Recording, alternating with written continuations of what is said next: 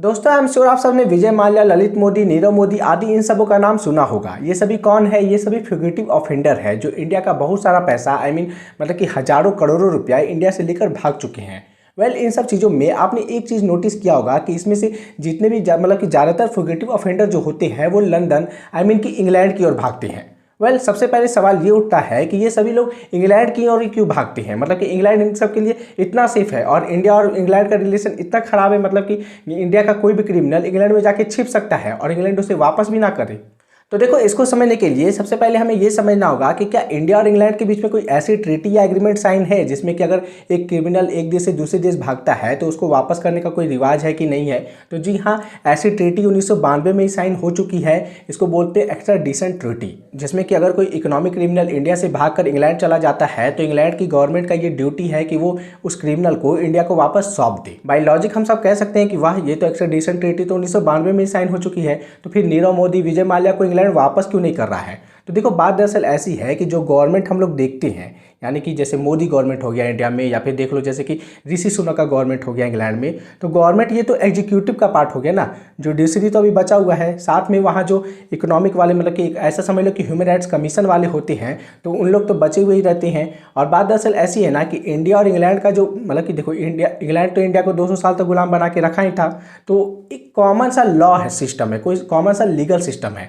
और जो इंडिया के लॉयर होते हैं वो इंग्लैंड के भी लॉ सिस्टम को अच्छे से पढ़े होते हैं, और जो इंग्लैंड का लॉयर होता है वो भी इंडियन सिस्टम को अच्छी तरीके से जानता है। तो जब कोई विजय माल्या जैसा लोग जब भाग कर जाता है तो उनके पास अच्छे वकील होते हैं हायर करने के लिए, और वो आसानी से मतलब कि लॉ को मैनिपुलेट करके, मतलब कि वहाँ पर कोर्ट को बाधित कर देती है और इसको डिले करते रहते हैं। जैसे कि हमारे देश में देख लो ना कि एक डिस्ट्रिक्ट कोर्ट होता है, फिर हाई कोर्ट होता है, फिर सुप्रीम कोर्ट होता है। तो उसी तरह इंग्लैंड में इस तरह का लेयर बना हुआ है। और प्लस बात ऐसी है कि देख लो, जैसे हमारे ही देश में फिर से देख लो कि 2008 का जो मुंबई अटैक हुआ था, तो उसमें जो जिसको फांसी देने की बात की गई थी, तो उसको बाकायदा मतलब कि डिस्ट्रिक्ट कोर्ट जाना पड़ा, फिर हाई कोर्ट से जाना पड़ा, फिर सुप्रीम कोर्ट से जाना पड़ा, उसके बाद उसको फांसी मिली।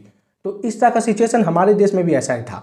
तो इंग्लैंड में भी तो इस तरह का सिस्टम होगा ना। प्लस वहाँ का जो ह्यूमन राइट्स कमीशन है वो बहुत ज़्यादा ही स्ट्रांग है, और वकील जो वहाँ के लॉयर वगैरह होते हैं वो बहुत जल्दी से इसको मैनिपुलेट कर लेते हैं। प्लस इंग्लैंड में एक ऐसा सिस्टम भी है कि वहाँ जुडिशरी ये बात बिल्कुल ध्यान में रखती है कि अगर किसी व्यक्ति को उसके देश वापस भेजा जाए तो इसके पीछे मतलब कि जो उस गवर्नमेंट का इंटेंशन देखा जाता है, मतलब कि कहीं उस व्यक्ति को ले जाके वहाँ पर मतलब कि उसको टॉर्चर किया जाए या उसको डेथ दिया जाए, या फिर वो एक पॉलिटिकली मोटिवेटेड रीजन से वो इसको वापस लाने की बात नहीं कर रहा हो। जैसे कि इसको एग्जांपल से समझते हैं कि जैसे जब नीरव मोदी को लाने की बात की जा रही थी इंडिया में, तो जो नीरव मोदी का वकील था वो कह रहा था कि ये देखो, नीरव मोदी को जो वापस लाने की बात की जा रही है ना, तो ये पॉलिटिकली मोटिवेटेड है, और जब नीरव मोदी इंडिया में चला जाएगा तो इंडिया के जितने भी पॉलिटिशियन हैं वो इसको पॉलिटिकली मतलब कि यूज करेंगे कि देखो, हम नीरव मोदी को वापस लेते आए हैं तो हमको वोट दो। तो इस तरह का सिचुएशन था। तो जो वहाँ की जुडिशरी थी तो उन्होंने मना कर दिया कि नहीं, इस तरह का सिचुएशन में हम नीरव मोदी को इंडिया में नहीं भेज सकते हैं। प्लस एक बात और है कि इंग्लैंड में ही इंडियन डायस्पोरा इतना ज़्यादा है कि अगर कोई इंडियन यहाँ से भागकर इंग्लैंड जाता है तो वहाँ पर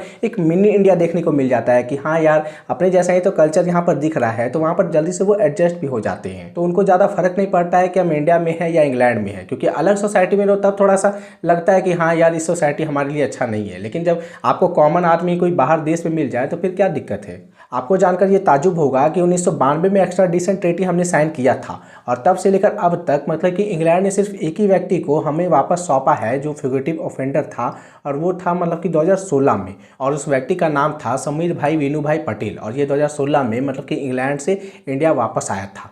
एक बात और आप जान लो कि साल 2013 से 5,500 यानी कि 5500 लोगों ने इंडिया से ब्रिटेन में शेल्टर लिया है। हालांकि इनमें से सभी क्रिमिनल नहीं है, लेकिन सोचो कि मतलब कि इंडिया से भागकर वो इंग्लैंड गए हैं और 5500 लोग वहाँ पर ब्रिटेन में शेल्टर लिए हैं। अच्छा, आपको लग रहा होगा कि इंडियन ही है जो देश का कितना सारा पैसा लेकर इंग्लैंड की ओर भागते हैं। तो जी नहीं, केवल इंडियन ही नहीं है, पाकिस्तान के भी जो टॉप पॉलिटिशियन है जैसे कि परवेज मुशर्रफ, नवाज शरीफ पेन, अभी भी वो इंग्लैंड में ही है। पाकिस्तान के कितने सारे पॉलिटिशियन, कितने सारे मतलब कि इकोनॉमिक ऑफेंडर होते हैं, वो भी लंदन में ही शरण लेते हैं।